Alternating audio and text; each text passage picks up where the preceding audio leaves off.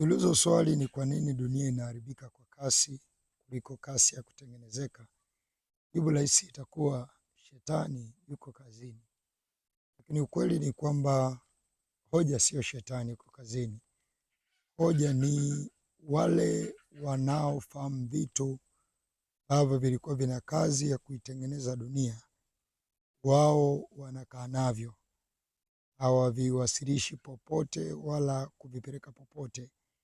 Ila wale wanaofahamu vitu vya kuiharibu dunia wanavitumia ilivyotakiwa. Kwa sababu hiyo siku hata siku dunia itaendelea kuonekana ikiwa inaharibika, kwa sababu wale wanaofahamu jinsi ya kuiharibu wanaiharibu vizuri, kati wale wanaofahamu jinsi ya kuitengeneza hawaitengenezi. Sikubali wewe miongoni mwao ambaye utafahamu jinsi ya kuitengeneza dunia na usiitengeneze.